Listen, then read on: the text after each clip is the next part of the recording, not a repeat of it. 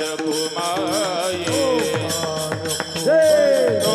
जनी जुनाट हे खाणी उघडली सिद्ध महामुनी साधक संपन्न जिही हे जतन केले होते पायाळाच्या गुणे पडिले ठाऊके जगा पुंडलिके दाखविले सिद्ध महामुनी साधक संपन्न जिही हे जतन केले होते तुका म्हणे तेथे होतो मी दुबळा आले या कपाळा थोडे बहु सिद्ध महामुनी साधक संपन्न जिही हे जतन केले होते विठोबा रखुमाये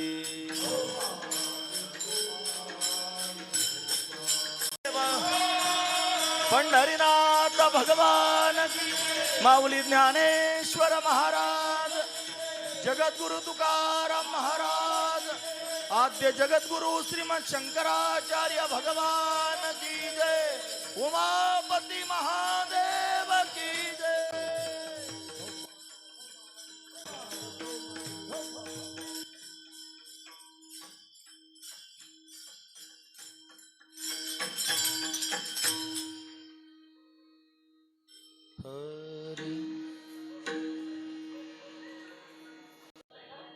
मागे बहुता जनी जुनाट हे खाणी उघडली सिद्ध महामुनी साधक संपन्न जिही हे जतन केले होते।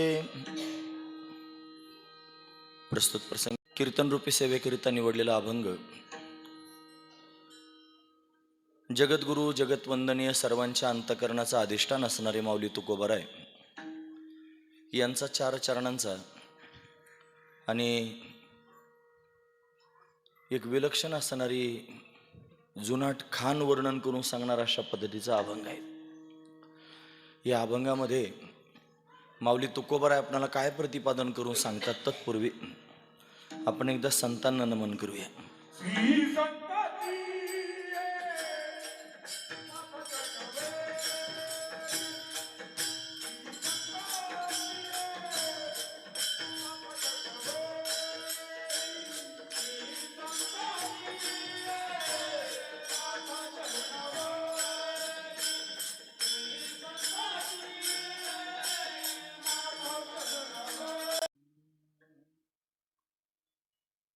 श्री संतांच्या माथा चरणावरी साष्टांग हे करी दंडवत विश्रांती पावलो सांभाळा उत्तरी वाढले अंतरी प्रेम सुख नसरे लुटिता मागे बहुता जनी जुनाट हे खाणी उघडली सिद्ध महामुनी साधक संपन्न जिही हे जतन केले होते।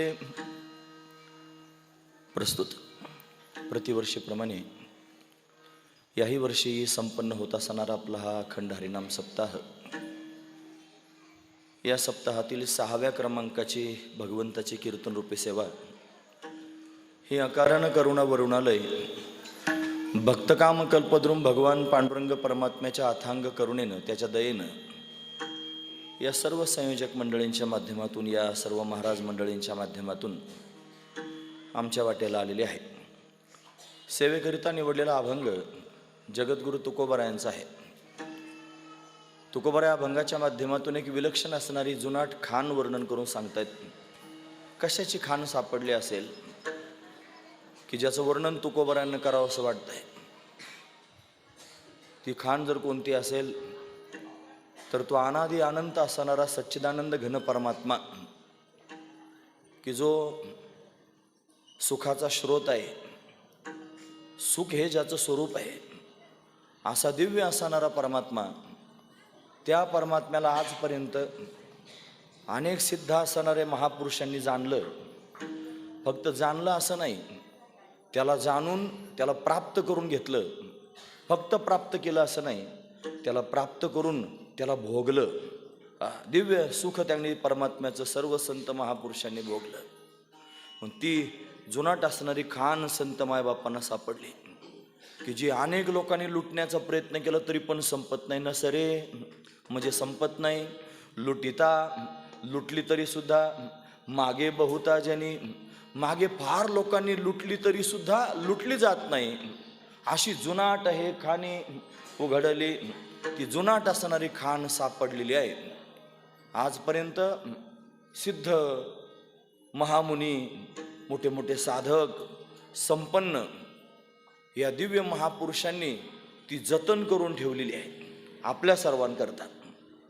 म्हणले महाराज अशी दिव्य असणारी खाण जी अनेकांनी लुटली तरी पण तशीच आहे, तिच्यात काही बदल होत नाही, आणि एवढ्या सर्वांना तिनं सुख आजपर्यंत दिलेलं आहे. कशी काय सापडली, कोणी प्रगट केली असं जर म्हणाल तर महाराजांनी प्रगट करणाऱ्याचं वर्णन करून सांगितलं. पायाळाच्या गुन्हे पडिले ठाऊके. जमिनीतलं धन जर कळायचं असलं ना तर म्हणतात त्याला पायाळ मनुष्य असावं लागतो.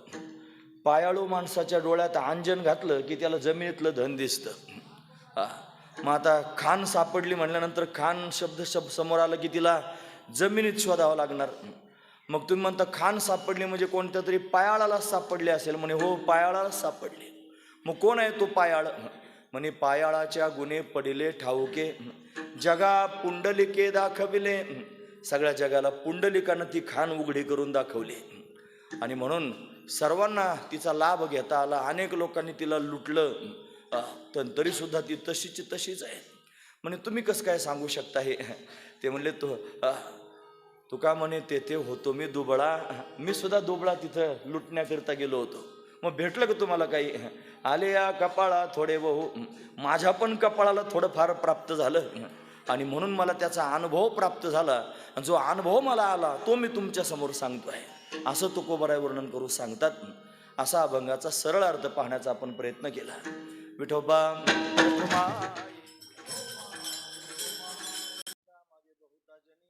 हे खाणी उघडली, सिद्ध महामुनी साधक संपन्न, जिही हे जतन केले होते. प्रस्तुत दरवर्षी आपण या श्री क्षेत्र अकोळनेरमध्ये आणि 7-8 दिवसाच्या या सोहळ्याच्या माध्यमातून प्रत्यक्ष पंढरीच अवतीर्ण करतो, आणि त्या पंढरीनाथाची सेवा या माध्यमातून आपण सर्वजण करतो. जसं श्री संत सावता महाराजांना भेटण्याकरिता पंढरीचा देव आरण भेंडला जातो, तसं आपण इथं त्याच्या नावाचा गजर करतो, त्याचं कीर्तन करतो, त्याचं चिंतन करतो. त्याचा परिणाम त्या परमात्म्याला जिथं त्याचे भक्त गातात तिथं जावंच लागतं. म्हणून पंढरीत जरी सोहळा सुरू असला तरी सुद्धा, आणि आपल्या सर्वांचे हाक ऐकून तो पंढरीनाथ आपल्या जवळ सुद्धा आणि प्रत्यक्ष उभाच आहे. सर्वांना त्याचा दिव्य असणारा आनंद या माध्यमातून आणि प्राप्त होतो. पण तो सोहळा अनेक वर्षांपासून वर्षानुवर्ष त्यांनी सुरू आहे, आणि आपण सर्वजण त्याचा आनंद घेत आहात. आम्हालाही 2-3 वर्षांपासून त्याच्यामध्ये सहभागी होण्याचा योग प्राप्त होतो. सर्वजण आनंदानं, तुम्ही आम्ही खेळी मिळी गदारोळी आनंदे, पण आनंदानं तो सोहळा आपण सर्वजण संपन्न करतो. आज 6वा दिवस आहे. काय चिंतन करावं? मला आल्याबरोबर गारुडकर महाराजांनी भगवंताचे वैशिष्ट्य सांगितले. ही जी मूर्ती आहे मोठी पुरातन आहे, 90 वर्षाचे वयोवृद्ध आणि इथं गावामध्ये आहेत. त्यांना विचारलं ही मूर्ती कधीची आहे, तर ते सुद्धा म्हणतात आम्हालाही आठवत नाही, तेव्हाची आहे. म्हणजे जुनीच आहे. जुनाट हे खाणी उघडली. त्यांच्या त्या सांगण्यावरून हा अभंग मला आठवलेला आहे की जुनाट असणारी खाण आहे, आणि याला आजपर्यंत अनेक लोकांनी लुटलेलं आहे, म्हणून त्याचा आनंद सर्व लोकांनी घेतलेला आहे. पण आपण पण का लुटू नये म्हणून त्याला लुटण्याकरिताच हा अभंग चिंतनाकरिता निवडलेला आहे. अतिशय सुंदर आखीव रेखीव भगवान विठ्ठलेशाची आई जगदंबे सहित असणारी मूर्ती, आणि आपल्याला फार सुंदर पाहायला मिळते. पलीकडे पंचमुख असणारे भगवान सदाशिव, त्यांचं आणि सुंदर असणारं वर्णन आपण पाहू शकतो. ते पुराणात वर्णन केलेलं आहे. शिवमहापुराणामध्ये जे भगवान शिवाचं वर्णन आलेलं आहे, आणि ते प्रत्यक्ष इथं पाहायला मिळतं. आणि अशा पद्धतीने हे संपूर्ण चित्र हे आपल्या गावामध्ये पाहायला मिळतं. पुरातन असणारं आपलं गाव आहे. याला जुनी असणारी परंपरा आहे. दासगणू महाराजांची असणारी परंपरा. दासगणू महाराज फार श्रेष्ठ होते, ज्यांनी अनेक संतांचे चरित्र ओवीबद्ध केले. खरं तर आपल्याला बऱ्याच वेळेला महत्त्व कळत नाही. हे आपलं महत्त्व आहे, हे आपल्याला कळालं पाहिजे. याचा आपल्याला स्वाभिमान वाटला पाहिजे की आपली माती किती पावन आहे, हे क्षेत्र किती महान आहे, की या क्षेत्रामध्ये असे दिव्य महापुरुष प्रगट झाले की ज्यांनी जगाला महापुरुषांचं दर्शन प्राप्त करून दिलं. श्री संत कवी महिपती महाराज ज्यांनी भक्तिविजय ग्रंथाची रचना केली, ओवीबद्ध, आणि सगळ्या लोकांना, सगळ्या जगाला, सगळ्या संतांचं त्या माध्यमातून ज्ञान झालं, त्यांचं चरित्र कळालं. तसं श्री संत दासगणू महाराजांनी सुद्धा आणि अनेक संतांची चरित्र लिहिली. मला काल परवा एक PDF मिळाली. ती PDF म्हणजे दासगणू महाराजांनी शंकराचार्यांचं चरित्र लिहिलेलं आहे. आद्य जगद्गुरु शंकराचार्यांचं चरित्र आणि दासगणू महाराजांनी अध्याय आहेत त्याच्यामध्ये बरेचसे. ओव्यांची संख्या मला माहीत नाही. आता कोणी माझ्याकडे दिलं ते PDF मला आता आठवत नाही, पण त्यांनी मला आवर्जून सांगितलं की महाराज दासगणू महाराजांनी श्रीमद आद्य जगद्गुरु शंकराचार्यांचं चरित्र ओवीबद्ध लिहिलेलं आहे. आणि म्हणून या क्षेत्रामध्ये, या मातीमध्ये एवढी क्षमता आहे, त्यांच्या तपश्चर्येमध्ये असं सामर्थ्य आहे की ज्यांना प्रत्यक्ष संत शब्दांच्या माध्यमातून लोकांच्या समोर प्रगट करता आले. कदाचित म्हणूनच स्वामींचं आपल्या गावात येणं झालं असेल, त्यांचं वास्तव्य झालं असेल. त्यांनी जिथं स्थान आता सध्या तयार केलंय तिथं आतमध्ये शंकराचार्यांची मूर्ती बसवलेली आहे. म्हणजे शंकराचार्यांचं वास्तव्य या गावामध्ये आणि स्वामींच्या माध्यमातून होतं. याचा अर्थ आचार्यांचीच काहीतरी इच्छा असेल की बघा माझं चरित्र या गावात लिहिलं गेलं, मग मीच का राहायला जाऊ नको, म्हणून कदाचित ते इथं राहायला सुद्धा आले असतील, असा त्यातला भाव असू शकतो. आणि म्हणून अशा श्रेष्ठ महापुरुषांच्या या भूमीमध्ये आपण भगवंताची सेवा करतो आहोत. ती अतिशय श्रेष्ठ असणारी भगवंताची सेवा आहे. भगवंताचं कीर्तन हे त्यांनी समाधीपर्यंत घेऊन जाणार आहे. कीर्तनाच्या माध्यमातून समाधी लागते. कधी लागते? समाधीन, ज्यावेळेला आपण सगळं जग विसरून जातो आणि त्या कीर्तनाशी समरस होतो, आणि त्यावेळेला त्यांनी महाराज समाधीची स्थिती अशा पद्धतीने प्राप्त होते. नव्हे, समाधीचं सुख सुद्धा ओवाळून टाकावं असं वाटतं. समाधीचे सुख सांडा ओवाळून ऐसे या कीर्तनी ब्रह्मरस, अशी अवस्था या कीर्तनाची आहे. म्हणून या कीर्तनाच्या माध्यमातून आपण ब्रह्मरस सेवन करतो. सेवू ब्रह्मरस लावणी मृदंग श्रुती टाळ घोष, सेवू ब्रह्मरस आवडीने. म्हणून ब्रह्मरसाचं आपण पारण करतो. ते सच्चिदानंद घन असणारं ब्रह्म आहे आणि तेच अनादी आहे, तेच अनंत आहे. अनादी अनंत एकच पदार्थ आहे. या जगताकडे जर पाहिलं तर 5-6 पदार्थ पाहायला मिळतात. 6 पदार्थ म्हणजे ब्रह्म पाहायला मिळतं. प्रकृती, त्या प्रकृती आणि परमात्म्याचा असणारा संबंध किती झाले? तुम्ही ऐकतात ना सर्वजण, आता ऐकत राहा थोड्या वेळ. ब्रह्म, प्रकृती, त्यांचा संबंध किती झाले? 3. मग त्या ब्रह्मस्वरूपाला प्राप्त झाला ईश्वर भाव, किती झाले? 4. त्याला प्राप्त झाला जीवभाव, किती झाले? 5. आणि या 5मध्ये असणारा जो भेद आहे, आता किती झाले? 6. हे 6 पदार्थ शास्त्राने अनादी प्रतिपादन करून सांगितलेले आहेत. अनादी म्हणजे काय? ज्याची सुरुवात कधी झाली माहीत नाही. जुनाट, हे जुनाट शब्दाकरता मला हे सांगायचे बरं, लक्षपूर्वक ऐका. हे कधी सुरू झालं माहीत नाही, ते अनादी आहे आणि ते अनंत आहे. एकटं ब्रह्म अनादी अनंत आहे. 6 पदार्थ सांगितले मी तुम्हाला. या 6 पदार्थांमध्ये एकच ब्रह्म असा आहे जे अनादी आहे आणि अनंत आहे, म्हणजे ज्याचा अंत होत नाही. बाकीचे जे 5 आहेत ना, ते अनादी आहेत पण शांत आहेत, त्यांचा अंत होतो. अंत होतो. कशानं अंत होतो? ब्रह्मस्वरूपाचं ज्ञान प्राप्त झालं की ब्रह्मज्ञानानं प्रकृतीचा बाध होतो. प्रकृतीचा बाध होतो. प्रकृतीचा बाध झाला रे झाला की प्रकृतीच नाही राहिली, मग प्रकृती आणि परमात्मा यांचा संबंध तरी कसा राहील? मग संबंध पण संपला. मग त्यांचा संबंध आला म्हणून तर ईश्वर भाव आणि जीवभाव प्रगट झाला. मग संबंधच नाही राहिला तर ईश्वर भाव पण नाही राहिला आणि जीवभाव पण नाही राहिला. मग एकटं ब्रह्म शिल्लक राहिलं. मग एकटं ब्रह्म शिल्लक राहिल्या कारणाने हे बाकीचे सगळे बाधित झाल्या कारणाने भेद पण राहिला नाही. म्हणून एकमेव अद्वितीयम ब्रह्म, एकमेव अद्वितीयम ब्रह्म, एकटंच ब्रह्म त्यांनी प्रत्यक्ष पाहायला मिळालं. कसं आहे ब्रह्म असं जर कोणी म्हणलं तर ते ब्रह्म सत्य आहे. ते त्यांनी सत्य स्वरूप आहे. सत्य म्हणजे काय हो? सत्य शब्दाचा अर्थ होतो ज्याचा तिन्ही कालामध्ये बाध होत नाही त्याला सत्य असं म्हणतात. त्रिकाल अबाधितत्वम सत्यत्वम म्हणजे जे काल होतं, जे आज आहे, जे उद्या पण राहणार आहे, बाकीचं सगळं त्या व्यतिरिक्त बाधित आहे. काय बाधित आहे? नाम बाधित आहे आणि रूप बाधित आहे. नामरूपाचा पडदा त्याच्यावर आलेला आहे आणि ते नामरूप त्यांनी अशा पद्धतीने जाणार आहे. व त्याच्या आतमध्ये असणारं जे चैतन्य तत्व आहे ते मात्र कधीच जात नाही. ना असतो विद्यते भावो ना भावो विद्यते सतः असं गीता वर्णन करून सांगते. न असतो विद्यते भावो, असं त्याला असत विद्यमानच नाही आणि जे सत आहे त्याचा कधी अभावच नाही. म्हणून त्यांनी सत्य असणारं तत्व आणि ते अनादि अनंत आहे आणि ते काल होतं, आज आहे आणि उद्या पण आहे, सत्य त्याला म्हणायचं. तेच परमात्म तत्व चैतन्य स्वरूप आहे, ते आनंद स्वरूप आहे, ते ज्ञान स्वरूप आहे. ज्ञान म्हणजे काय? ज्ञान भगवंताचं स्वरूप आहे. ज्ञान म्हणजे काय? गुरुजी म्हणायचे, आमचे भाऊ सांगायचे.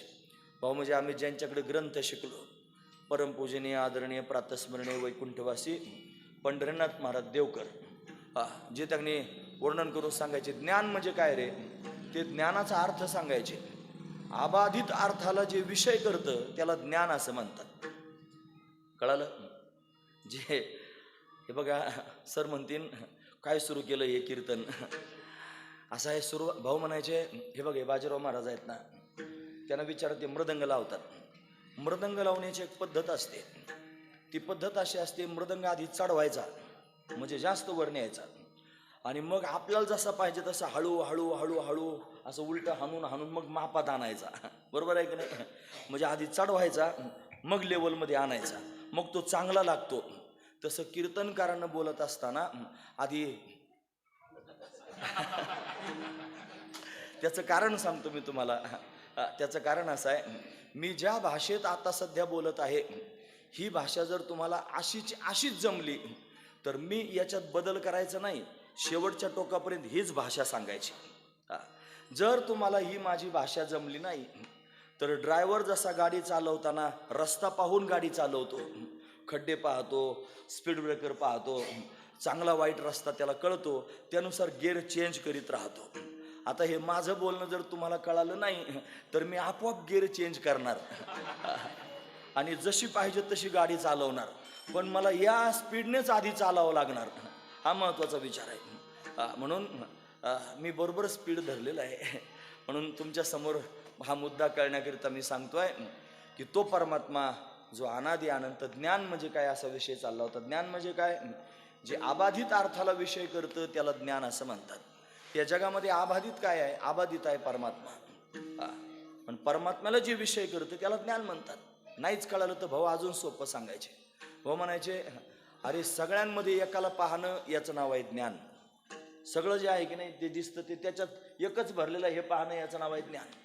आणि हे नाही कळालं तर एकातच सगळं गच्च भरलेलं हे कळणं याचं नाव आहे ज्ञान. कसं घ्या जुळून, तुम्हाला जसं जुळवायचं तसं. हे परमात्म्याचं स्वरूप आहे आणि ते अनादि आहे.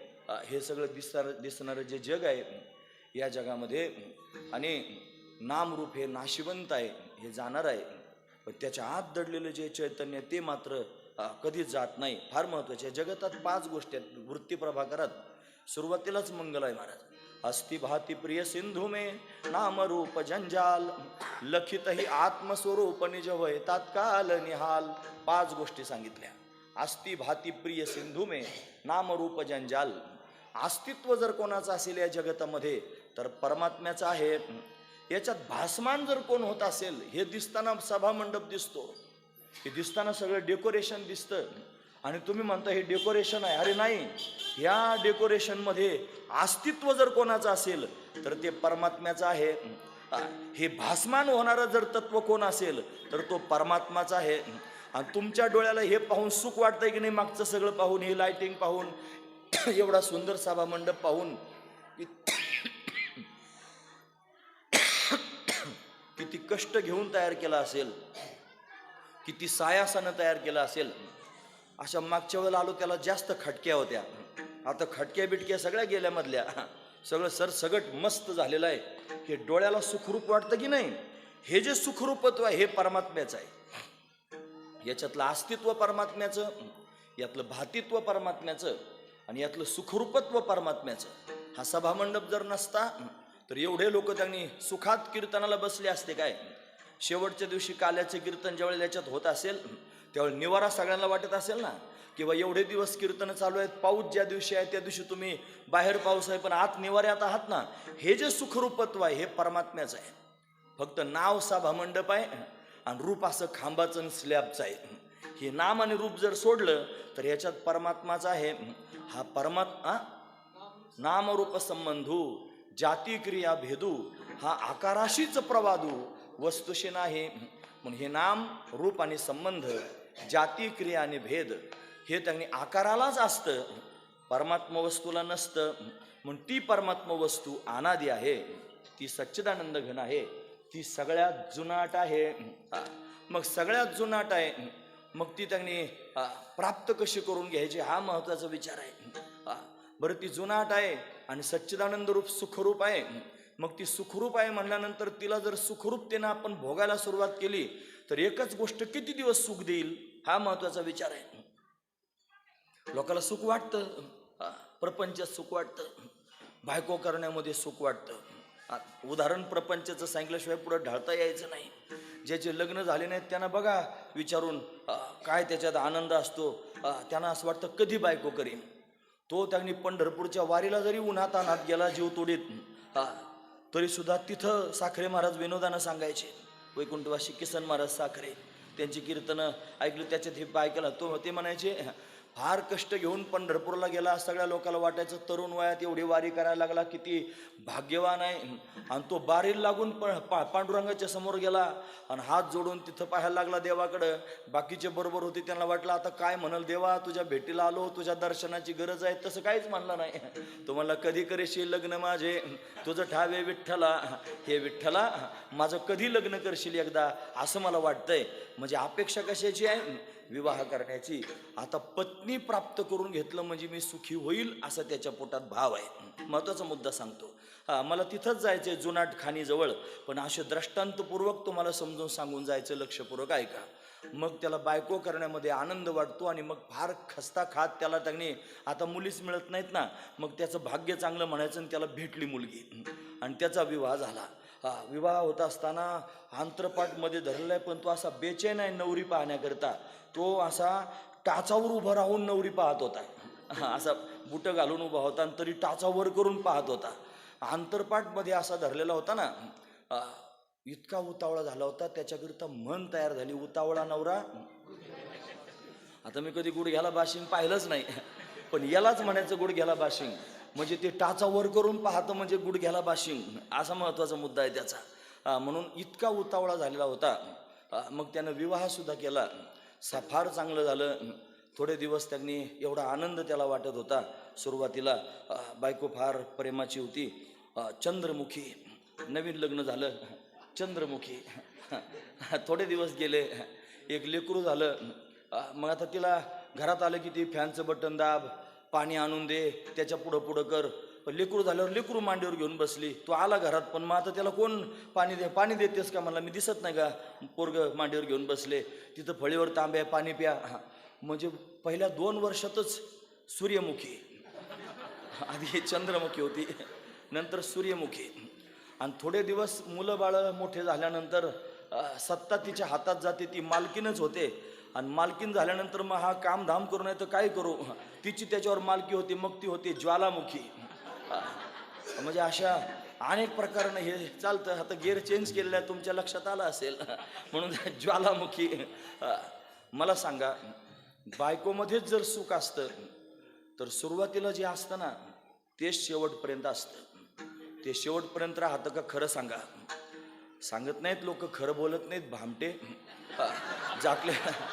जाकले मूठ 1.25 लाखाचे असते. कोण सांगायला लागलं महाराज धवस आहे म्हणून. खरं सांगतो. म्हणून घरात धवस असतो पण सांगत नाहीत लोक. अरे तुला बायकोच सुखाची वाटत होती ना, मग ती शेवटपर्यंत सुखाची वाटायला पाहिजे होती. पोरग झाल्यावर जसं तू पेढे वाटत होता ना लोकांना, पेढे घ्या म्हणून, तसं त्यांनी महाराज पोरग सासुरवास करायला लागल्यानंतर पण पेढे वाटायला पाहिजे. घ्या पेढे म्हणे का, पोरग माझं सासुरवास करायला लागलं. असं कोणी करतं का? मला एवढंच सांगायचं, मला बाकीचं काही उचापती करायचे नाहीत.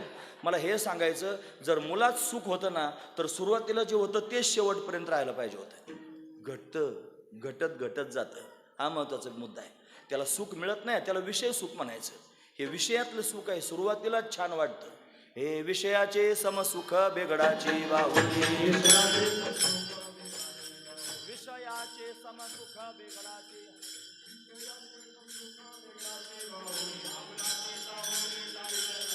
आभराची सावली जाईल रया. विषयाचे समसुख बेगडाची बाहुली, विषयाचे समसुख बेगडाची बाहुली,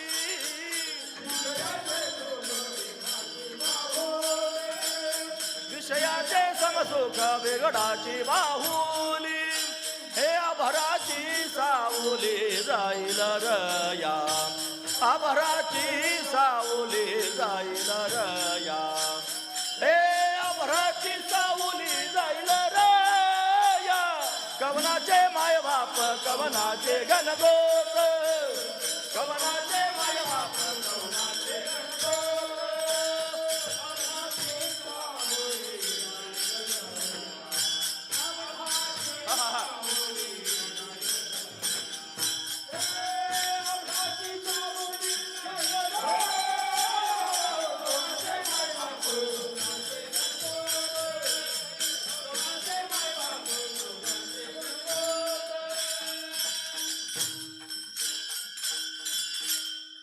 विषयाचे समसुख बेगडाची बाहुली, आभराची सावली जाईल रया. जशी बेगडाची बाहुली जर तयार केली तर ती थोडा काळ चमकेल, नंतर तिचा तो जो चमकण्याचा भाव आहे तो कमी होऊन जाईल. जसं ढग त्याने आकाशात आले आणि फार ऊन लागत होतं, चांगला ढग आला, त्याची सावली पडली, याला वाटलं बस फार दमलेलो आहे, आता झोप आलेली आहे, झोपतोच म्हणला, ढगाची सावली पडलेली आहे. किती वेळ राहील ढग? जसा क्षणिक ढग आहे, ती सावली क्षणिक आहे, ती निघून जाते. तसंच आहे विषयाचं सुद्धा, ते सुख क्षणिक आहे. पण विषयाचं सुख हे सगळ्या लोकांना प्रिय वाटतं, पण ते कायम टिकत नाही. ते त्यांनी नंतर कालांतरानं ते क्षीण होतं, त्यातलं नश्वरत्व कळतं. सुरुवातीला आपण त्याला फार महत्त्व देतो, नंतर नकोसं वाटतं. हा महत्त्वाचा विचार आहे. का? ते घटत जातं. पण असं एक सुख आहे की जे सुख त्याने महाराज कधीच घटत नाही, ते कधीच संपत नाही, त्याला कधीच उतार प्राप्त होत नाही. ते सुख जर कोणाचं असेल तर ते परमात्मा स्वरूपाचं सुख आहे.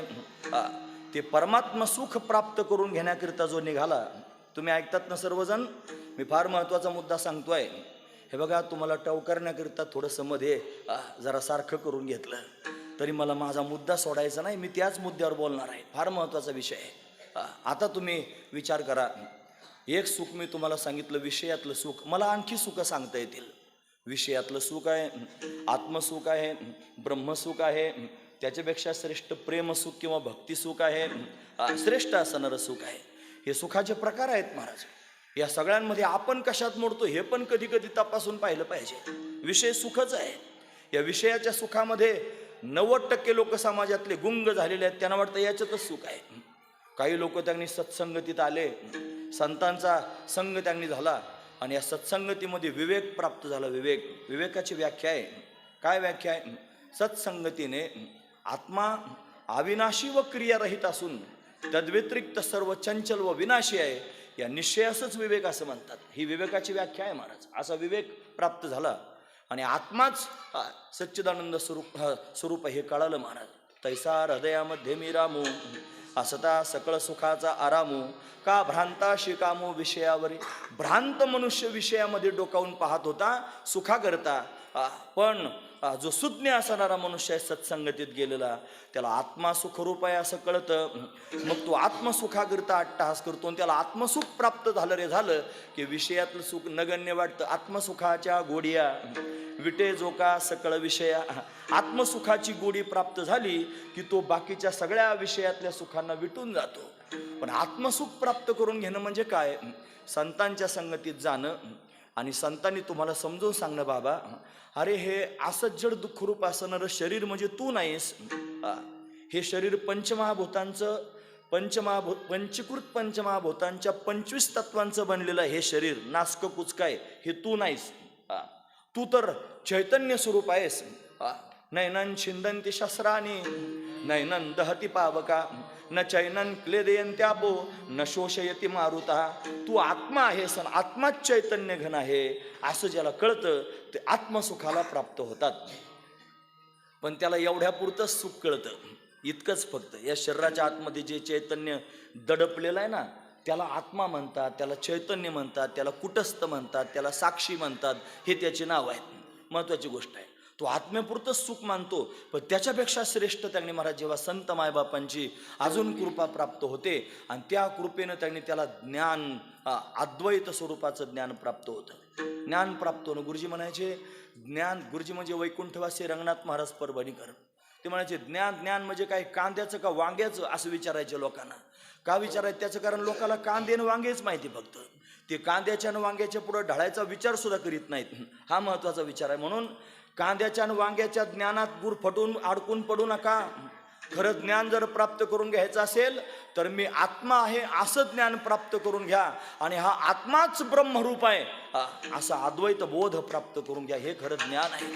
मी आत्मा आहे आणि आत्माच ब्रह्म आहे हे व्यापक असणारं ज्ञान प्राप्त होईल. संत सांगतील, बाबा तत्त्वम असी ते ब्रह्म तू आहेस.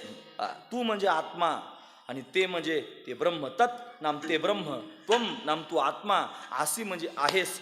तू आत्माच ब्रह्मरूप आहेस असा अद्वैत बोध प्राप्त करून देतात. आणि त्या अद्वैत बोधाला तो धारण करतो आणि त्यानं ते अद्वैत बोध धारण केला रे केला की मग सर्वात्मक भाव तयार होतो. झाली संध्या संदेह माझा गेला, आत्माराम हृदय प्रगटला. हृदयात आत्माराम प्रगट झाला की मग दृष्टी प्राप्त होते आणि सगळीकडे परमात्माच परमात्मा दिसतो. मग वाढ धाकुटेन म्हणती सजीव निर्जीव नेनती, देखील या वस्तू ते उजुलटी ती मीच म्हणून. अरे मीच सगळीकडे गच्च भरलेलो आहे असा दिव्य भाव त्याला तयार होतो. मग त्या सच्चिदानंद तत्वाचा स्वीकार करतो. ही उपाधी जरी नामरूपाची असली तरी या उपाधी माझी गुप्त, चैतन्य असे सर्वगत. ते तत्वज्ञ संत स्वीकारिती, त्याचा स्वीकार करतात आणि चराचरात स्वस्वरूपाची संवेदना घेतात. म्हणजे सुखच आहे ते. आधी जे सांगितलं ते आत्मसुख आहे. आत्मा शरीराच्या नाशानं नष्ट होत नाही. आत्मा जन्माला येत नाही. आत्मा मरत नाही. न जायते म्रियते वा कदाचिन नायं भूत्वा भविता वा न भूयः अजो नित्य शाश्वतोयम पुराणो न हन्यते हन्यमाने शरीरे. शरीराचा नाश झाल्यानं ज्याचा नाश होत नाही तो आत्मा आहे आणि हा आत्माच ब्रह्मरूप आहे आणि असं कळतं. आणि मग फार मोठ्या विलक्षण सुखाला प्राप्त होतो. सुखाचाच विचार चाललाय ना. आधी तुम्हाला त्या नवरा बायकोची उदाहरणं सांगून विषयातलं सुख सांगितलं. अरे ते नगण्य आहे. त्याच्यापेक्षा श्रेष्ठ सुख आहे आणि ते आत्मस्वरूपाचं सुख आहे. ते साधू संतांना कमी वाटलं. त्याच्यापेक्षा श्रेष्ठ सुख आहे, त्याचं नाव आहे ब्रह्मसुख. ते ब्रह्मसुख अतिशय श्रेष्ठ आहे आणि त्याच्यात चिंब झाले. पण त्या ब्रह्मसुखावर आरूढ झाल्यानंतर सुद्धा ते ब्रह्मसुखही कमी वाटायला लागलं. का? त्याच्यापेक्षा श्रेष्ठ काहीतरी सापडलं. आता ब्रह्मापेक्षा काय श्रेष्ठ आहे आणि त्याच्या सुखापेक्षा असं कोणतं सुख श्रेष्ठ आहे की हे बाकीचं सगळं नगण्य वाटायला लागलं आहे ना. जर नसतं तर असं नसते म्हणले. कसे? हे नको ब्रह्मज्ञान आत्मस्थिती.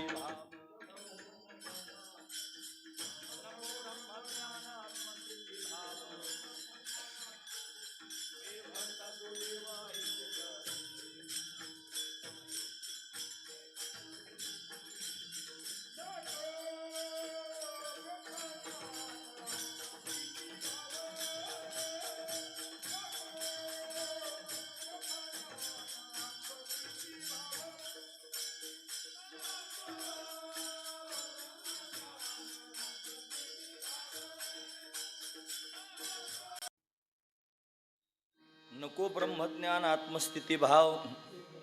एवढंच घ्या फक्त. इथं माझ्या गरजेचं एवढंच आहे. अजून एका ठिकाणी म्हणे न लगे हे मज तुझे ब्रह्मज्ञान. अरे ब्रह्मसुखच जर महत्वाचं असतं तर ज्याच्यामुळं ब्रह्मसुख प्राप्त होतं ते ब्रह्मज्ञान आहे आणि त्या ब्रह्मज्ञानाला नको म्हणतात. का नको म्हणत असतील? नको म्हणण्याचं कारण काय आहे महाराज? बरेच लोक नको म्हणतात. काही लोक मोक्ष प्राप्त झाला की नको म्हणतात. ते म्हणले मोक्ष तुमचा देवा, तुम्ही दुर्लभाची ठेवा. त्यांना मोक्ष दिला आणि ते म्हणतात नको देवा तुमचा मोक्ष का? त्यांना त्याच्या पुढचं वर्म कळलेलं आहे. आपल्यासारखे पण म्हणतील मोक्ष सुका हाणूला था. अरे तुला आधी मिळू दे ना, आधी मिळू दे, मग कंबर बांधून तू लाथा मारायच्या तयारीत राहा. मिळालाच नाही मग लाथ कसं? जुने कीर्तनकार द्रष्टांत सांग. एक होता कोल्हा, तो द्राक्षाच्या बागेत गेला, असं अशा स्वरात सांगायचे ते. मग सगळे द्राक्षाचे घड लागले होते, पण ते सगळे कच्चेच होते. द्राक्ष आंबट होते आणि पुन्हा याला उड्या मारता येत होत्या, पण त्याचं तोंडच पुरत नव्हतं. काही ठिकाणी चांगले गोड असणारे घड होते, पण याचं तोंडच पूर्ण उड्या मारून मारून थकला, फासाळ्या दुखायला लागल्या. मागे फिरला, दुसरा कोल्हा भेटला. तुम्हाला काय कोल्होबा, द्राक्षाच्या बागेतून आले, खाल्ले का द्राक्ष? काय खाता म्हणला? सगळे आंबट होते. खरं सांगा, सगळे आंबट होते का याचं तोंड पुरत नव्हतं? याचं तोंड पुरत नव्हतं. खुशाल म्हणतो आंबट होते. तसं मोक्ष सुका हाणू लाथा माझ्यासारख्याने कंबर बांधून म्हणायचं अरे तुला आधी मिळू दे ना, मग तू लाथा मारण्याच्या तयारीत राहा. ब्रह्मज्ञान तुला आधी प्राप्त होऊ दे, मग तू नको म्हण. हे संतांचं बोलणं लोकोत्तर बोलणं आहे. का लोकोत्तर बोलणं म्हणतो? त्याचं कारण सगळ्या लोकांना आणि ब्रह्मज्ञानाची गरज आहे. सगळ्या लोकांना ब्रह्मसुखाची गरज आहे. शास्त्र म्हणतं सगळे जीव मुमुक्षूच आहेत. सगळेच मुमुक्षू आहेत. थोडक्यात सांगतो, लक्षपूर्वक ऐका. सगळ्या लोकांना वाटतं मी कायमस्वरूपीचं सुखी असावं. सुखम सर्वाय रुच्यते. सगळ्यांना सुख आवडतं. दुःख कधीच नको वाटतं. मज लागे दुःख व्हावे, ऐसे कोणी भावे ना जीवे. म्हणजे कायमस्वरूपी सुखी व्हावं आणि दुःख कधीच नसावं असं सगळ्यांना वाटतं की इथं बसलेल्या लोकांना? हो, नाही तर नाही म्हणत जा. निदान वाटतं ना सगळ्यांना कायम सुखी असावं आणि दुःख कधीच नसावं. हे जे वाटतं ना, याचंच नाव आहे मोक्ष. मोक्ष म्हणजे काय? आत्यंतिक दुःखाची निवृत्ती आणि परमानंद सुखाची प्राप्ती, याचंच नाव आहे मोक्ष. ज्या अर्थी तुम्हाला अशी अपेक्षा आहे त्या अर्थी तुम्हाला मोक्षाची अपेक्षा आहे, आणि ज्या अर्थी तुम्हाला मोक्षाची अपेक्षा आहे त्या अर्थी तुम्ही सर्वजण मुमुक्षु आहात. महत्वाचा मुद्दा. शास्त्र म्हणतं सगळेच मुमुक्षु आहेत, पण आपल्याला कळत नाही आपण मुमुक्षु आहोत म्हणून.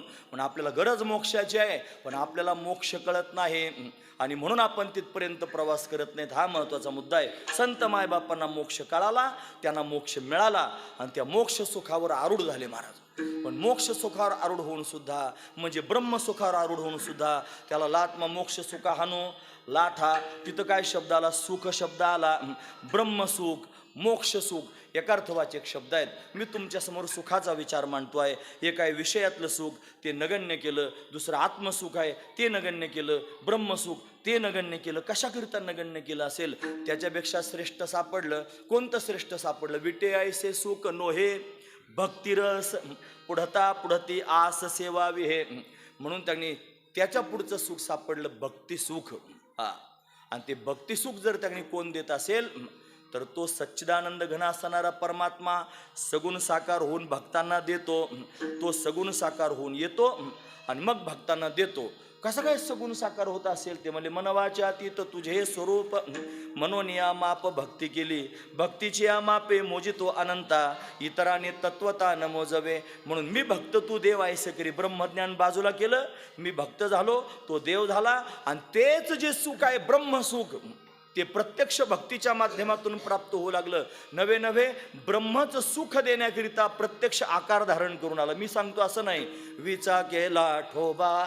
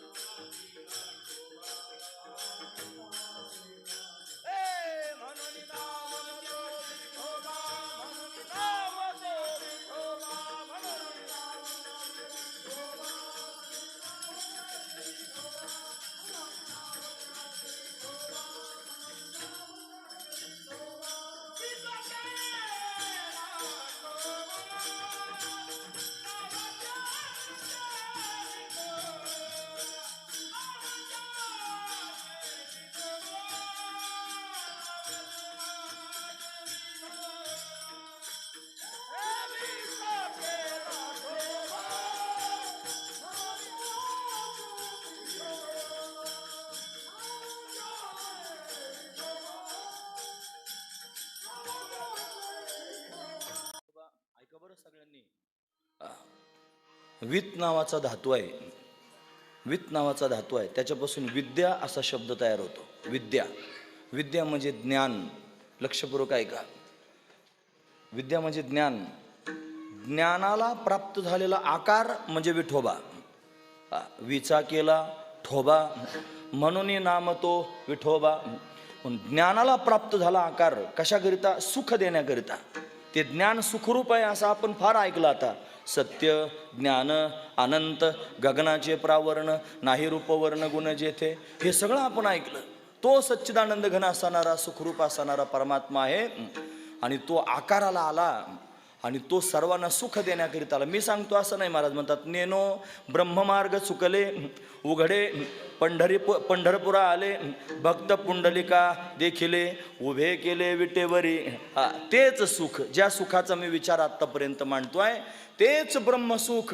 आणि मार्ग चुकलं म्हणतात आणि पंढरपुराला चुकून आलं आणि पुंडलिकानं त्याला पाहिलं आणि विटेवरती उभं केलं. काय सुख? हे सुख विटेवरती उभं राहिलं, सुख मुसावलं, त्या सुखाला आकार प्राप्त झाला. असं दिव्य असणार हे सुख आहे आणि ते विटेवरती उभं राहिलेलं आहे. ते जसंच विटेवर उभं राहिलेलं आहे असं सर्वांना कळालं. ज्यांना ज्यांना कळालं ते सर्वजण त्यांनी मला सुख घेण्याकरिता धावले. जसं आपण दसऱ्याच्या वेळेला त्यांनी ते सोनं एकत्र करून मोठा कार्यक्रम करतो, सीमोल्लंघन करून, आणि सोनं चोरलं जातं. सगळे तुटून पडतात त्या सोन्यावरती आणि सोनं चोरण्याचा कार्यक्रम त्यांनी होतो. तसं सुख आलेलं आहे, ते विटेवरती उभं राहिलेलं आहे असं सर्व त्यांनी लोकांना कळालं. जसंच कळालं सर्वजण त्याच्या दिशेनं धावले. फक्त धावले असं नाही, त्याला लुटू लागले. मोठ्या मोठ्या लोकांनी त्याला लुटलं. महाराज कोणी कोणी लुटलं असेल? तुका म्हणे जाते सनकाधिक ध्यात ते अमुचे कुलदैवत पांडुरंग. सनकाधिक हे संत आहेत. महाराज तुम्ही सनकाधिक संत मनविता कृपावंत. सनकाधिक संतांनी त्याला लुटण्याचा प्रयत्न केला. शुक सनकाधिक नारद तुंबर भक्तांच्या कोटी कवाडा आडोनी पाहता ते जग जेठी. शुक सनकाधिक नारद तुंबर हे सगळेची सगळे त्या सुखावर तुटून पडले त्याला भोगण्याकरिता. अरे सब बाबा के बाबा भोले बाबा. त्रिशूळ डमरू घेऊन आला गिरिजेचा कांत. त्रिशूळ हातात घेऊन, डमरू हातात घेऊन त्यांनी भोले बाबा सुद्धा आले आणि सगळेची सगळे त्या भगवान विठ्ठलेशाचं सुख घेण्याकरिता लायक झाले. या सगळ्यांनी भगवंताला लुटलं. एखादा म्हणेल एवढे मोठे मोठे लुटायला आले, मग त्यांनी संपून टाकलं असेल नाही का सगळं? मग त्याला उत्तर द्यायचंय मला. लक्षपूर्वक ऐका. ते काय मी सुरुवातीला सांगितलेलं विषय सुख थोडंच आहे का? सुरुवातीला चंद्रमुखी शेवटी ज्वालामुखी असं नाही. ते कितीही लोकांनी लुटण्याचा प्रयत्न केला त्या सुखाला, किती लोकांनी ते त्यांनी उधळून नेण्याचा प्रयत्न केला, तरी सुद्धा एवढ्या लोकांनी जरी ते लुटलं असलं मागे तरी सुद्धा ते संपतच नाही. असं विलक्षण असणारं सुख विटेवरती उभा आहे. महाराज सांगतात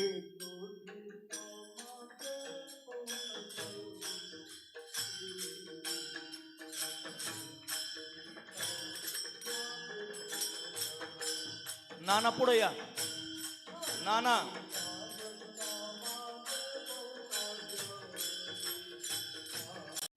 नसरे संपत नाही. लुटिता लुटलं तरी सुद्धा मागे बहुता जणी फार लोकांनी लुटण्याचा प्रयत्न केला तरी सुद्धा ते संपत नाही. का बरं न संपण्याचं कारण काय असेल? ती जुनाट असणारी खाण आहे. ते जुनाट सांगण्याकरिता आधी जो उपक्रम केला ना आपण, तो उपक्रम असा होता की तो सच्चिदानंद रूप आहे, तो अनादि आहे, तो अनंत आहे, बाकीचं सगळं अनादि आहे पण शांत आहे, तो एकटाच अनादि अनंत आहे. हे सांगण्याचं तात्पर्य काय होतं? याच्याकरिताच होतं. ती जुनाट आहे आणि ती सुखाची खाण आहे. खाण सापडली, खाण सापडली.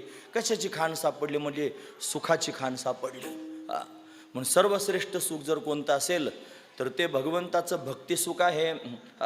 आधीचे सुख आपले ऐकले सर्वांनी, पण त्याच्यापेक्षा श्रेष्ठ सुख भक्ती सुख आहे. त्या भक्ती सुखासारखं जगात दुसरं काहीच मोठं नाही.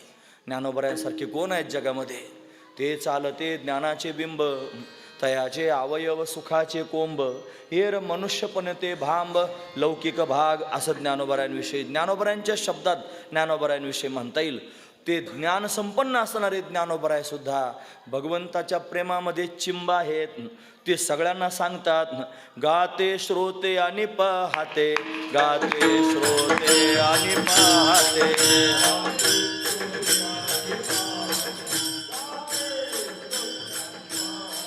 चतुर विनोदी दुष्यिते, चतुर विनोदी दुष्यिते.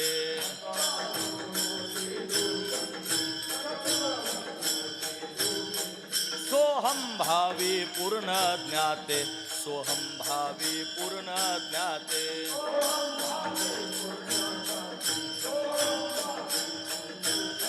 या सकळा ते विनवनी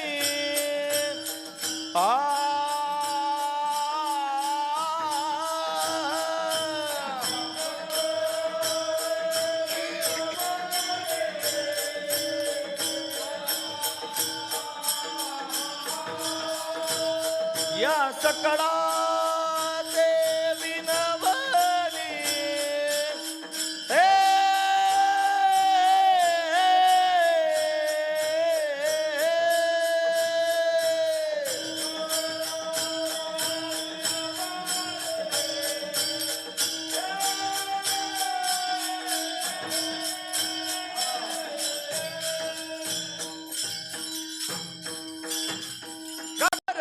करा विठ्ठल स्मरण, करा विठ्ठल स्मरण, करा विठ्ठल स्मरण.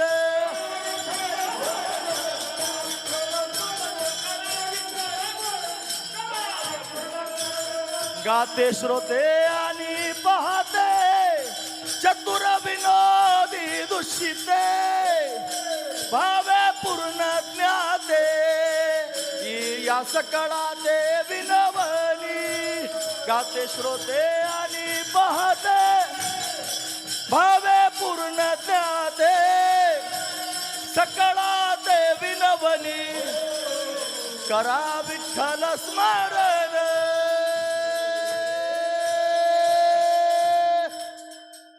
वाह, हे सगळे गाणारे सगळे श्रोते, पूर्ण बोधाला प्राप्त झालेले महापुरुष, पूर्ण ज्ञाते. या सकळा ते विनवनी. सगळ्यांना विनंती कोण करतंय? ज्ञानोबराय.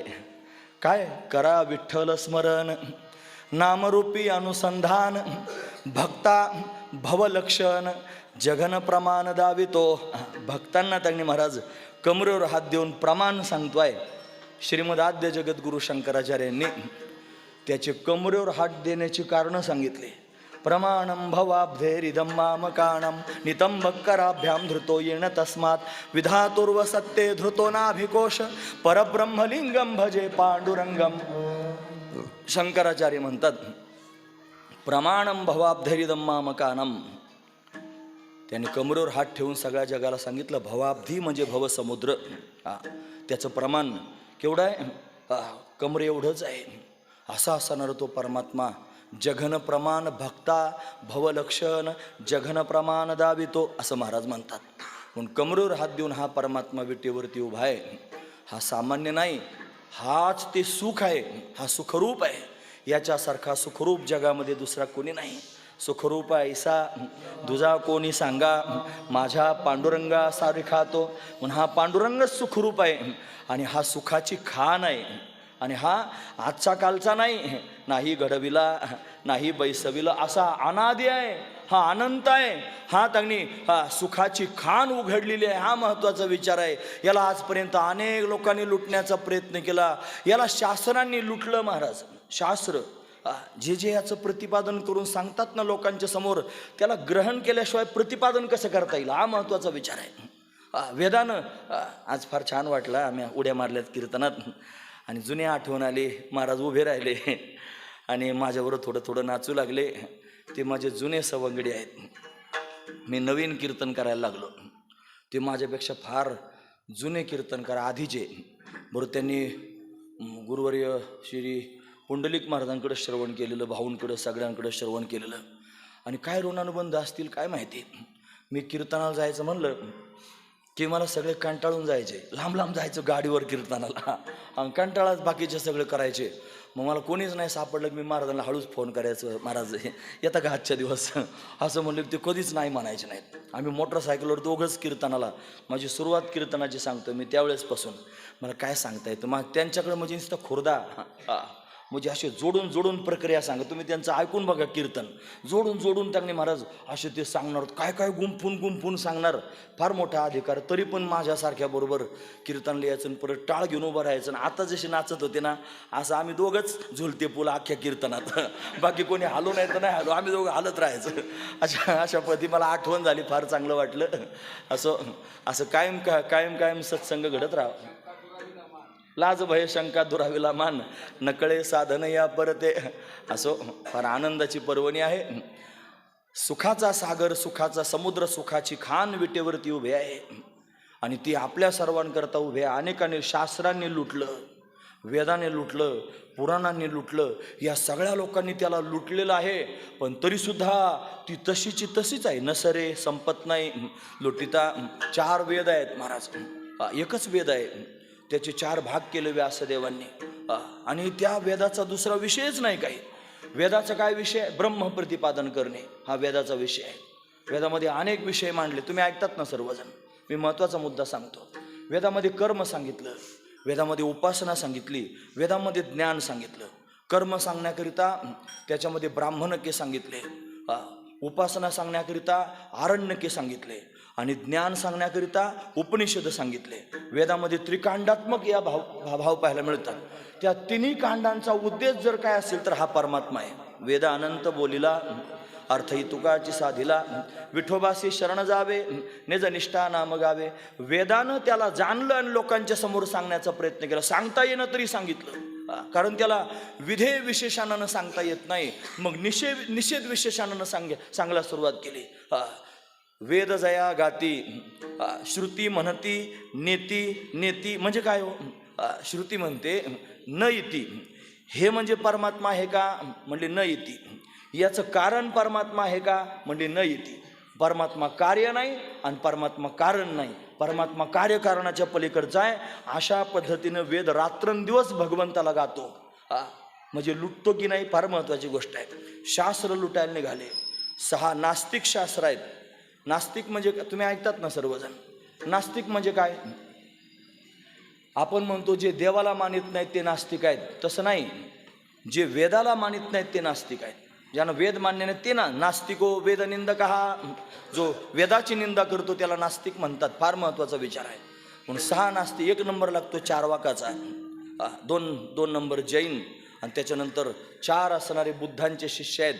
बुद्धांनी 4 प्रकारचा उपदेश 4 शिष्यांना केला. शून्यम शून्यम, क्षणिकम क्षणिकम, दुःखम दुःखम, असं त्यांनी उपदेश केला. हे जे 6 आहेत हे वेदाला मानित नाहीत. 6 वेदाला मानणारे आहेत. कोणकोणते वेदाला मानणारे आहेत? न्यायशास्त्र, वैशेषिक शास्त्र, सांख्यशास्त्र, योगशास्त्र, पूर्वमीमांसाशास्त्र, उत्तरमीमांसाशास्त्र. हे 6 शास्त्र असे आहेत जे वेदाला मानणारे आहेत. या सगळ्या शास्त्रांनी एकमुखानं सांगायला सुरुवात केली. कोण? परमात्मा. कसं काय तुम्ही म्हणता असं? ते म्हणले सकल शास्त्रांचा विचार अंती इतुलाचे निर्धार, विठोबासी शरण जावे, निजनिष्ठा नाम गावे. म्हणजे सगळ्या शास्त्रांचा त्यांनी महाराज निर्धार काय झाला? विठोबा. म्हणजे वेदानं कोण प्रतिपादन करून सांगितला? विठोबा. शास्त्रांनी कोण प्रतिपादन करून सांगितला? विठोबा. आता सगळे पुराणं 18ची 18 पुराणं, जे प्रमुख पुराण, तसे तर फार आहेत पुराणं, पण 18 पुराणं प्रमुख आहेत.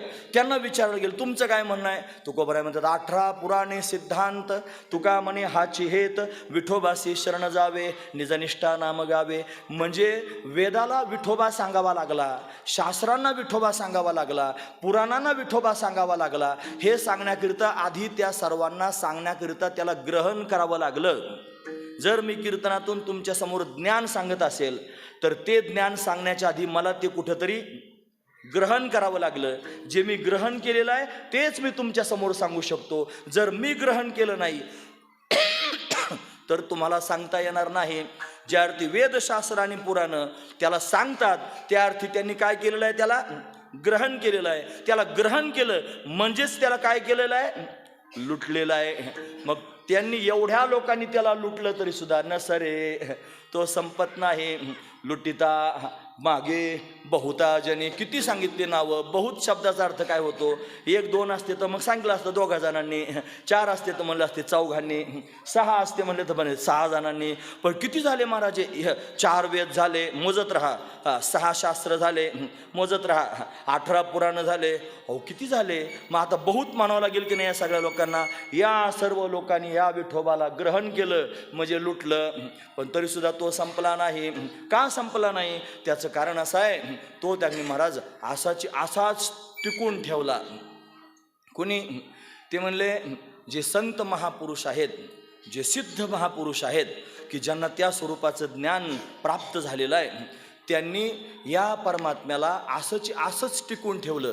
ते म्हणले देवा हाती रूप धरविला आकार, नेदू निराकार हो त्यासी. आता त्याला निराकार होऊ देणार नाही, त्याला सगुण साकारच ठेवू.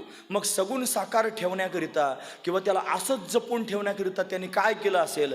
त्यांनी त्याचं नामस्मरण केलं, त्यांनी त्याचं ध्यान केलं. त्यांना सगळ्यात जास्त आवडलं ध्यान. सुंदरते ध्यान उभे विटेवरी करकटावरी ठेवून या, तुळशी हार गळा कासे पितांबर आवडे निरंतर हेच ध्यान. त्याचं ध्यान केलं महाराज. त्यांनी त्याला पाहून मनात साठवलं, जगाच्या समोर त्याला सांगितलं, हे आजी संसार सुफळ झाला गे माये, देखिले पाय विठोबाचे. तो मज भावा वेळोवेळा भावा पांडुरंग. त्याला पाहिलं आणि तोच अंतकरणामध्ये अशा पद्धतीने साठवला. कशाकरिता? जगाला सांगण्याकरिता. ते म्हणले रूप पाहता लोचनी सुख झाले ओ साजनी, तो हा विठ्ठल बरवा, तो हा माधव बरवा. याचं रूप पाहिलं आणि ते मनामध्ये साठवलं. फार सुख झालं. काय झालं? सुख. रूप पाहता लोचनी. काय झालं परिणाम? सुख झाले ओ साजने. याला पाहिल्यानंतर सुख होतं, म्हणजे हा सुखाची काय आहे?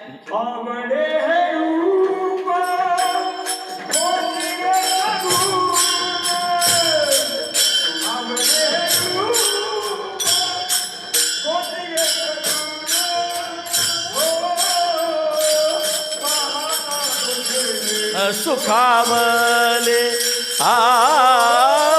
पाहता लोचन सुखावले.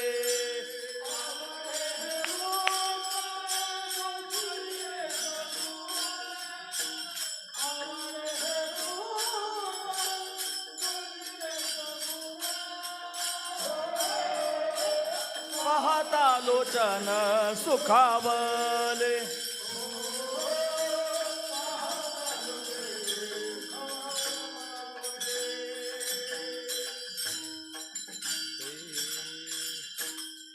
आवडे हे रूप गोजरे सगुण, पाहता लोचन सुखावले. याला पाहिल्याबरोबर त्यांनी डोळ्यांना सुख प्राप्त झालं. तुम्ही ऐकतात ना सर्वजण? अरे याला पाहिल्यावर काय होतं सांगितलं साधू संतांनी. ते म्हणले मागील परिहार पुढे नाही शीन, झाले या दर्शन एक वेळा, अनंत जन्मीचे विसरलो दुःख, पाहता तुझे मुख पांडुरंगा. याला पाहिलं की शीन भाग निघून जातो, याला पाहिलं की दुःख निघून जातं, याला पाहिलं की सुख होतं. हा सुखाची खान आहे. पण हे कोणाला कळालं? जे सिद्ध झालेले आहेत, जे महामुनी आहेत, आणि त्यांना हे कळालं. म्हणून सगळ्या जगाला हे सुख असंच प्राप्त होत राहावं, आणि म्हणून त्यांनी हे जतन करून ठेवलं. आणि आपल्या सगळ्यांच्या समोर वेळोवेळी सांगण्याकरिता आले. कोणकोणत्या रूपानं आले? ते सनकादिकांच्या रूपानं आले, ते नारदजी महाराजांच्या रूपानं आले, ते व्यासदेवांच्या रूपानं आले, ते शंकराचार्यांच्या रूपानं आले, ते त्यांनी ज्ञानोबरायांच्या रूपानं आले, ते नामदेव महाराजांच्या रूपानं आले, ते नाथ महाराजांच्या रूपानं आले, ते तुकोबरायांच्या रूपानं आले, ते निळोबरायांच्या रूपानं आले, ते महिपती महाराजांच्या रूपानं आले, ते दासगणू महाराजांच्या रूपानं आले. आणि काय केलं त्यांनी? हे जतन करून ठेवलेलं, सगळ्या जगाला देण्याचं काम केलं. म्हणून त्यांनी हे जपून ठेवलेलं आहे, आपल्याकरिता जपून ठेवलेलं आहे.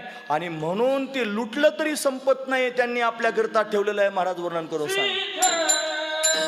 महामोनी साधक संपन्न,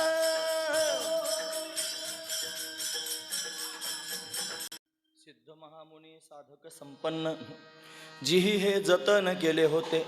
जिही म्हणजे ज्यांनी हे सुखाची खान रूपी धन जतन केलं होतं आणि त्यांनी जतन केलं म्हणून आपल्यापर्यंत ते असंच प्रवाहित झालं.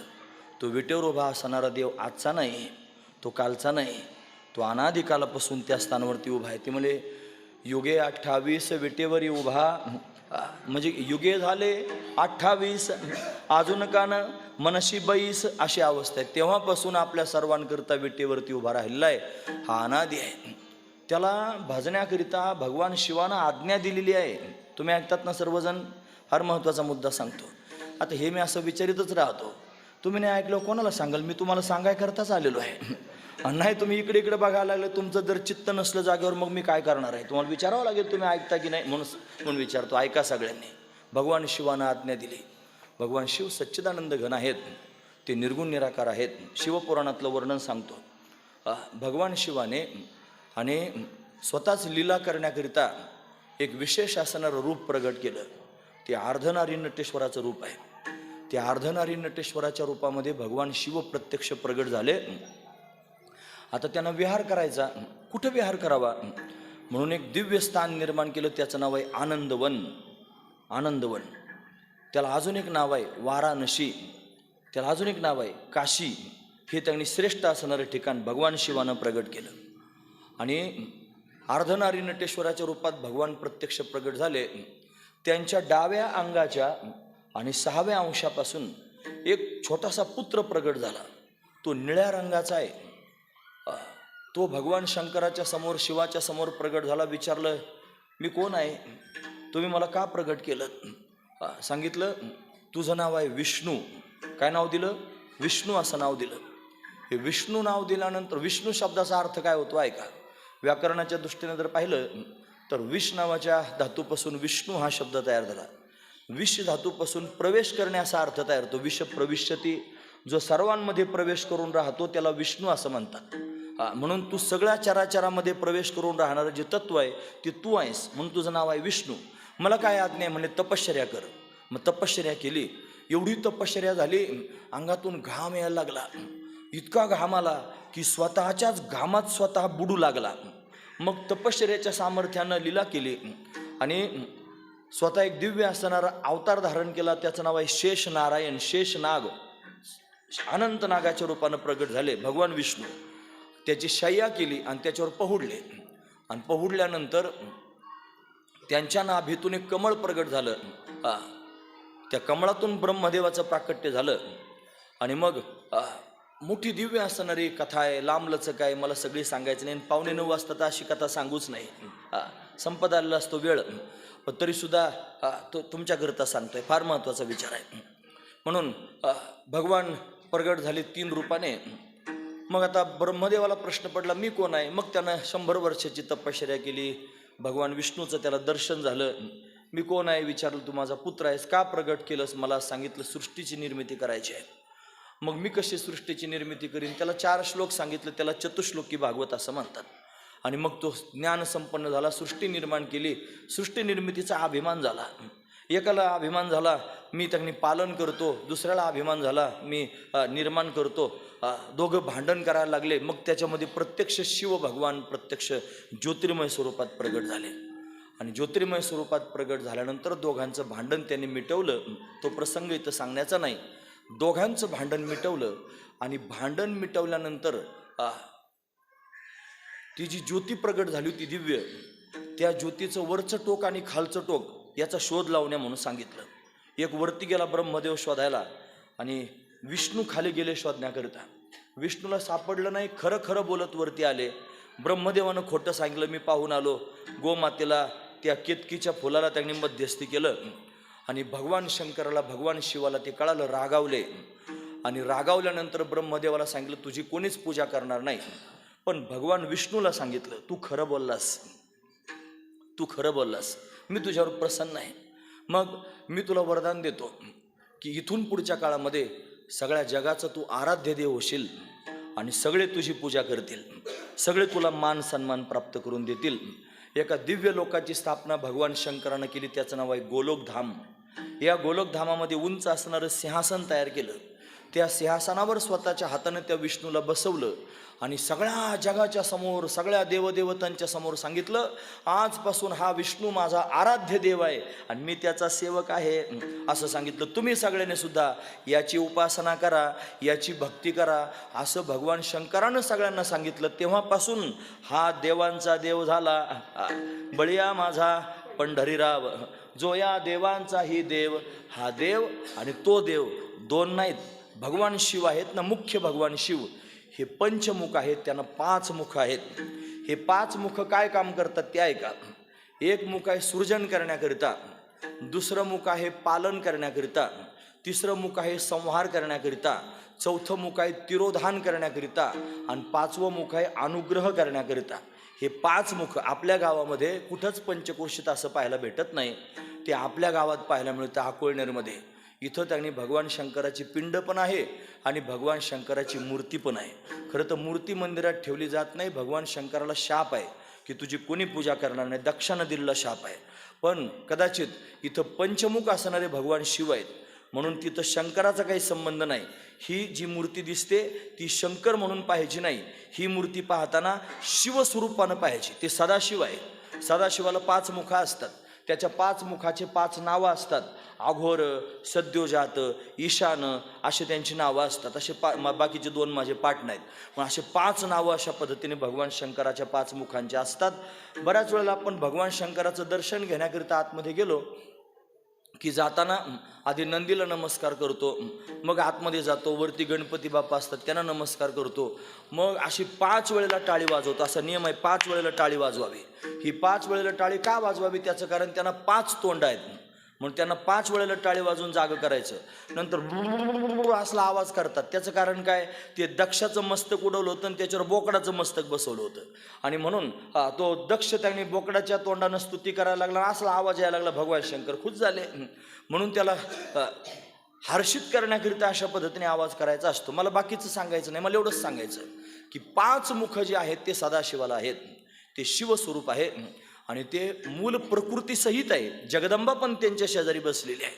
म्हणून असं त्यांनी महाराज वैभव कुठंच पाहायला भेटत नाही. अतिशय सुंदर असणारं हे स्थान आहे. म्हणून त्याच सदाशिवाने खेळ खेळण्याकरिता मी भक्त तू देवायसे करी या भूमिकेत जाण्याकरिता त्या भगवान विष्णूला आणि आराध्य देव म्हणून समोर बसवलं. ते स्वतः त्याचे भक्त झाले आणि भक्ती करू लागले आणि आपल्या सगळ्यांना भक्तीचा अशा पद्धतीने प्रघात घालून दिला. म्हणून त्यांनी याची भक्ती करायला सांगितलेली आहे. पण ही जुनाट असणारी सच्चिदानंद घनाची खान आणि अशा पद्धतीने सापडली. वेदशास्त्रांनी पुराणांनी तिला लुटण्याचा प्रयत्न केला, पण संत महापुनी सिद्ध साधक संपन्न या सगळ्या लोकांनी ती जतन करून ठेवली आणि आपल्या सगळ्यांच्या समोर ती प्रत्यक्ष पाहायला मिळाली. म्हणजे इथपर्यंत ठीक आहे, आता तुमचं सगळं आम्हाला कळालं. हे का बरं? भगवान शंकराचे 5 तोंड आहेत आपल्याला कळालं. 5 कामाकरिता त्याला मुरुड म्हणतात, भगवतीला मुरडानी असं म्हणतात, त्याला भव म्हणतात, भगवतीला भवानी असं म्हणतात, त्याला शिव म्हणतात, भगवतीला शिवानी असं म्हणतात. असं त्यांनी महाराज अनेक नावं त्यांना प्रत्यक्ष पाहायला मिळतात.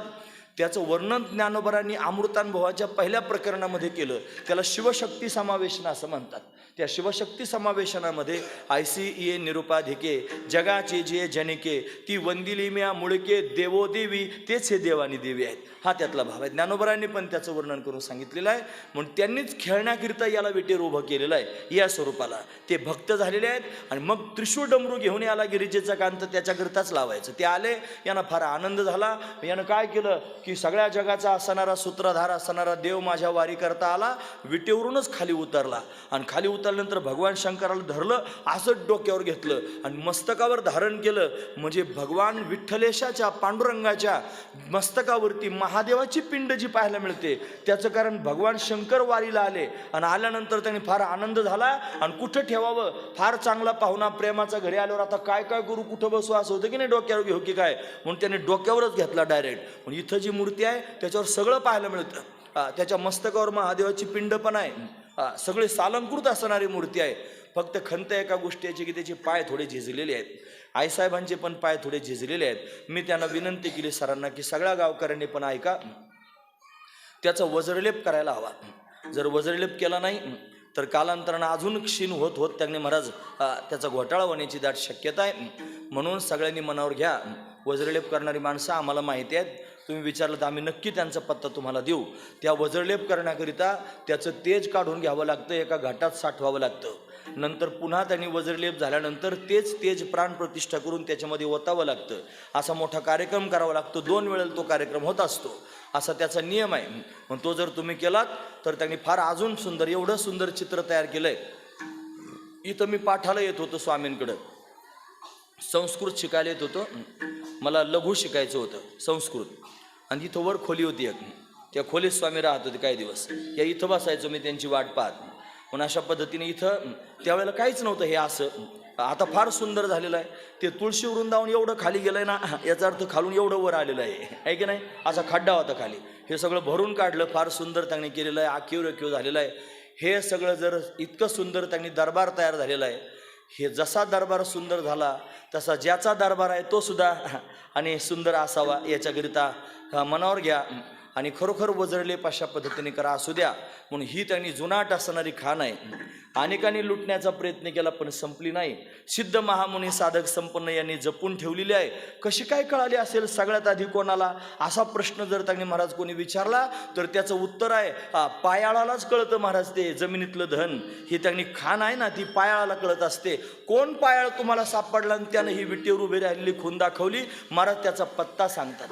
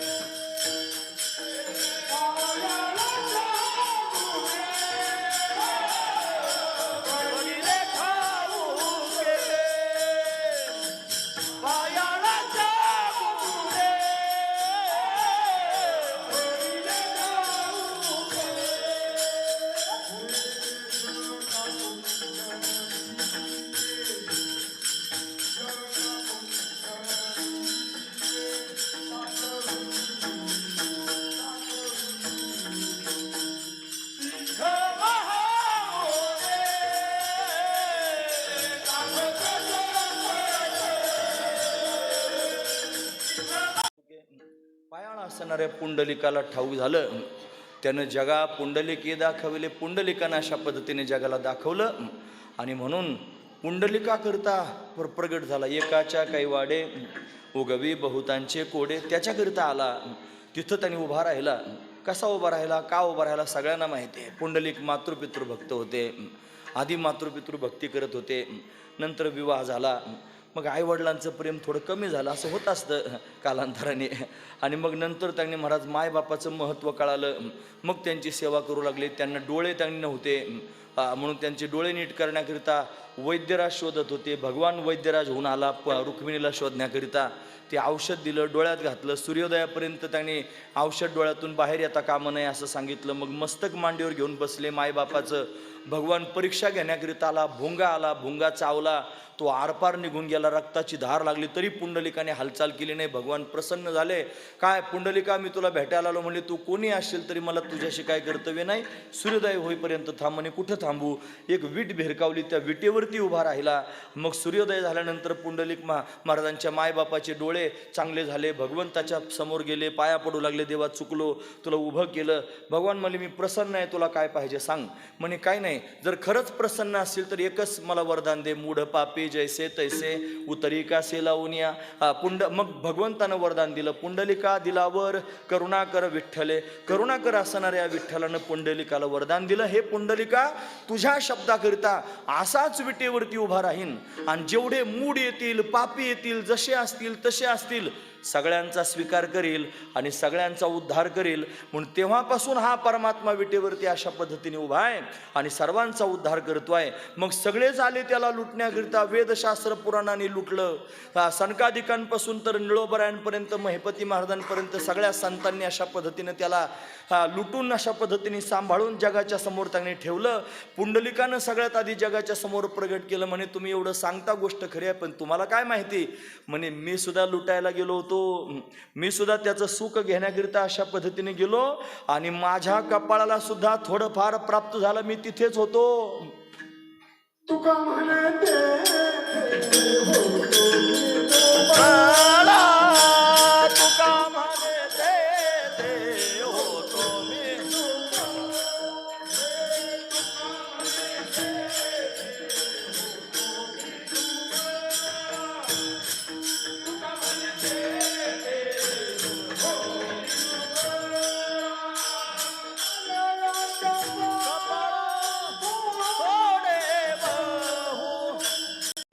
तुका म्हणे तेथे होतो मी दुबळा आले या कपाळा थोडे बहु. त्या लुटणाऱ्या लोकांच्या यादीत मी पण होतो म्हणले आणि मला सुद्धा प्राप्त झालं. पण 2 शब्द वापरले बघा ना. आधी म्हणले दुबळा. दुबळा म्हणण्याचं तात्पर्य ते एवढं मोठं होतं आणि घेण्याकरिता मी अपूर्ण होतो म्हणून दुबळा म्हणले. आणि मग थोडे बहु आले म्हणतात म्हणजे माझी क्षमता जेवढी आहे तेवढंच मला प्राप्त झालं हे म्हणण्याचं तात्पर्य आहे. त्याला लुटणं, त्याला भोगणं म्हणजे नेमकं काय हो, असं जर कोणी म्हणत असेल तर त्या परमात्म्याला नखशिखांत डोळे भरून पाहणं आणि पाहून त्याला हृदयामध्ये साठवणं हेच खऱ्या अर्थानं त्याला लुटणं आहे. साधू संतांनी असंच लुटलं महाराज. हे समचरण सरोजम सांद्र नीलांबुदाभम जघन निहित पानिम मंडनम मंडनानाम तरुण तुलसीमाला कंधरम कंजनेत्रम हृदय सदय धवलहासम विठ्ठलम चिंतयामे. सुंदर आहे भगवान. त्याला पाहण्याकरिता हे संत मायबाप जातात, त्याला लुटतात. तो सावळा सुकुमार आहे. त्याचे चरण कर्दळच्या गाभ्या समान कोमल आहेत. तो समान चरण ठेवून विटेवरती उभा आहे. त्याच्या पायाची नख स्फटिकासारखे दैदिप्यमान आहेत. त्याच्या पायामध्ये सुंदर असणारे नुपुरं म्हणजे पैंजण घातलेले आहेत. त्याचा नाद गगनाला भिडतोय. त्यानं पिवळा पितांबर परिधान केलेला आहे. त्याची कंबर सिंहासारखी लवचिक आहे.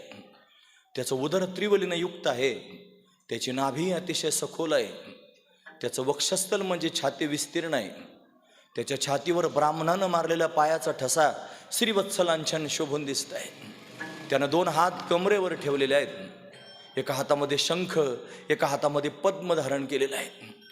त्यानं खांद्यावर शेला घेतलेला आहे. त्याच्या गळ्यामध्ये तुलसी माला, कमलपुष्पांच्या माला, वैजयंती माला शोभून दिसत आहेत. त्याचा कंठ शंखासारखा सुंदर आहे. त्या कंठात त्यानं कौस्तुभमणी धारण केलेला आहे. त्याच्या मनगटात मनगटे आहेत. दंडामध्ये बाजूबंद आहेत. त्याच्या मुखकमलाची आभा काही आगळी वेगळीच आहे. त्याची हनवटी अतिशय मोहक आहे. त्याची कपोल म्हणजे गाल अतिशय दिव्य आहेत. त्याची नासिका म्हणजे नाक सरळ आहे. त्याच्या भुवया धनुष्याकृती आहेत. त्याचे डोळे कमला समान आनंददायक आहेत. त्याचं उंच असणारं कपाळ आहे. त्याच्यावर त्यानं मलयागिरी चंदन लावलेलं आहे. त्याच्यावर केशराची उटी दिलेली आहे. त्याच्या आवडीचा बुक्का त्यानं कपाळावर लावलेला आहे. त्याच्या मस्तकावर सोनेरी रंगाचे कुरळे केस आहेत. त्यानं महादेवाला मस्तकावर धारण केलेलं आहे. त्याच्यावर मोर मुकुट धारण केलेला आहे. त्याचे कान अतिशय सुंदर आहेत, जे सगळ्यांच्या भावना जाणून घेण्याकरिता आसावलेले आहेत. त्याच्या कानामध्ये मकराकार कुंडले आहेत. त्याचे ओठ कुंदर फुलासारखे लाल आहेत. त्याचे दात रत्नांची ओळी ठेवल्यासारखे सुंदर आहेत. समान चरण विटेवर ठेवून 2 हात कमरेवर ठेवून समान दृष्टीनं सर्व भक्तांकडे पाहत तो जगाचा मालक विटेवरती उभा आहे आणि सर्वांना आपल्याकडे वेधून घेतो आहे.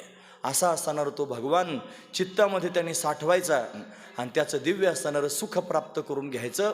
रात्रंदिवस असंच त्याचं चिंतन करीत राहायचं आणि हेच त्या परमात्म्याला लुटणं आहे महाराज. पण अशाच पद्धतीनं साधू संतांनी लुटलं. ते म्हणले सुंदर ते ध्यान उभे विटेवरी करकटावरी ठेवून या तुळशी हारगळा कासे पितांबर आवडे निरंतर हेची ध्यान मकर कुंडले तळपती श्रवणी कंठी कौस्तुभमणी विराजित तुका म्हणे माझे हेची सर्व सुख आणि पाहिन श्रीमुख आवडीने.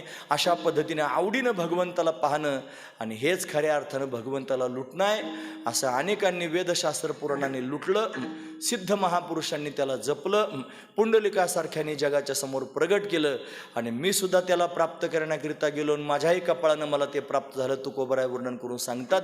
असं भगवंताचं चिंतन करण्याकरिताच हा सोहळा आहे आणि आपण जर चिंतन केलं असेल तर परमात्मा आपल्याला दिसला असेल. असंच त्याला पाहत राहावं. हाच त्यातला दिव्य भाव आहे. असू द्या बोलण्यासाठी बघण्यासारखं भरपूर आहे. निर्धारित वेळ होऊन 5-10 मिनटं वरती झालेले आहेत. आता जास्त लांब म्हणणं योग्य नाही. देव पाहायचा होताना पाहिलं ना सगळ्यांनी. ज्यांनी माझ्या शब्दांबरोबर प्रवास केला असेल त्याला दिसला असेल, ज्याला पुढची घाई असेल त्याचं मला माहीत नाही काही. म्हणून ज्यांनी पाहिलं असेल ते भाग्यवान आहेत. असंच बघा आणि त्याला हृदयामध्ये साठवा, त्याची गरज आहे. फार सुंदर आहे महाराज. हे राजस सुकुमार मदनाचा पुतळा, हे रविश शिकळा लोपली या कस्तुरी मळवट, चंदनाची उटी रुळे माळकंठी, वैजयंती कस्तुरी मळवट, चंदनाची उटी. फार गोड आहे महाराज. त्याला पाहून तुकोबारांच्या मनातले भाव आहेत. महाराज शेवटी म्हणतात, हे सकळ ही तुम्ही वागे किसवा, सकळ ही तुम्ही वागे किसवा, हे तुका म्हणे जीवा धीर नाही, तुका म्हणे जीवा धीर नाही, कस्तुरी मळवट चंदनाची ओटी, कस्तुरी मळवट चंदनाची ओटी. गोड आहे भगवान.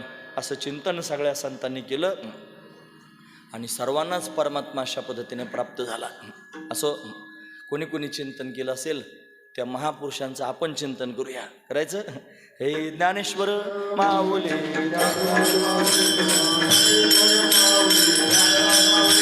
ज्ञानेश्वर माऊली,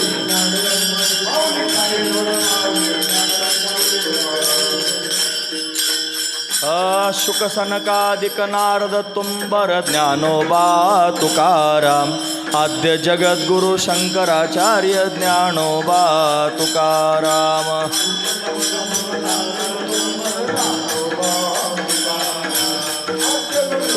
शंकराचार्य ज्ञानोबा.